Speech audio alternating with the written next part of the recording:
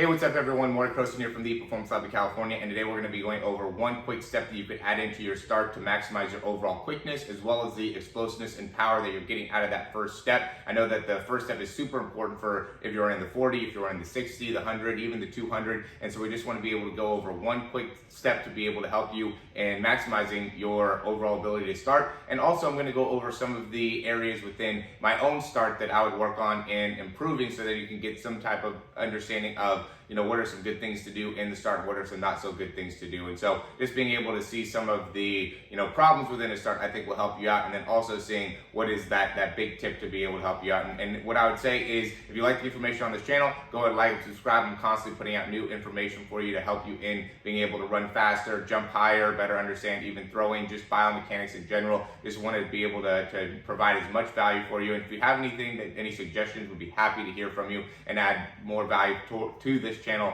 to help you out. So without further ado, we'll get started. Okay, so here we're going to go through some of the key points that we want to be able to address in improving your overall start, and then I'm also going to go over some of the things that I think make it so I could even improve in my own start. This is obviously me running here, and the big thing is if we focus here on the front knee and the back leg, and I did this a few different times and really tried to change the different positions within the back leg. You could have this back leg straight, you could have that back leg bent, and really from a overall position foot wise, I think this is just what worked with me. You could be a little bit wider if that ends up working out. My hips are pretty narrow, pretty close together, so I didn't want to end up getting too much distance there. But you could see the first movement is me, notice how I drop my hips, I drop that back knee, and I drop that front knee to just lower my overall center of gravity. What I see a lot of times people doing is just initially straightening out that back leg, which makes the hips pop up. And that's what I would say would be the most critical mistake that people make, because really when you're here, you want to be staying low. So what we're doing, or what I'm trying to do, is really get my hips low,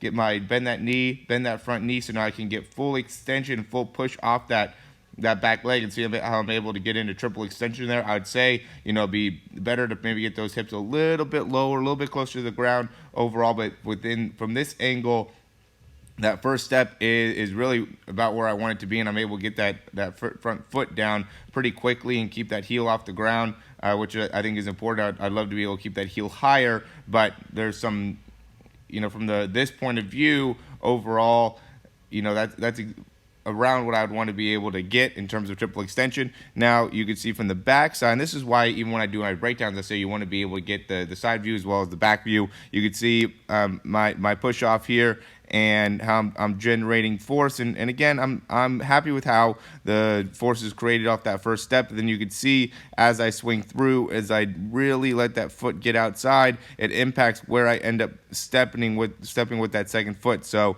or with that second step, and then now I end up being a little bit wider than I necessarily want to. I'm still getting into triple extension, but I'm just a little bit wider, and then that causes this foot to end up touching the ground. So, there are some things that you could still improve within my start, for sure. I did this a bunch of times, so I eventually had to kind of just say, okay, this is how it's going to end up being. But, main point of the video is to really understand that initial step in being able to drop that knee, or really both knees, drop those hips, and being able to really explode out of there is the big point of emphasis in helping you and run faster. And then, from there you can start building the second and third step to make it so it's much more crisp and much quicker. And for your first three steps, you really got to make sure that you're keeping your heels as high up and off the ground as possible, right? You really don't want to have your heels touching the ground at all. So I wasn't able to 100% do that, and I want to say it was my fourth step there where my heel came down, but or maybe third step.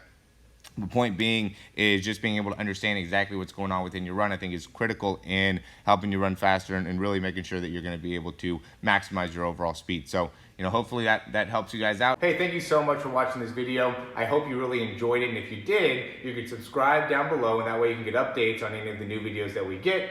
Also, if you want to, you can check out some of our other breakdowns for speed and throwing. We have exercises, also jumping mechanics videos, a lot of great stuff within our channel. Hope you enjoy.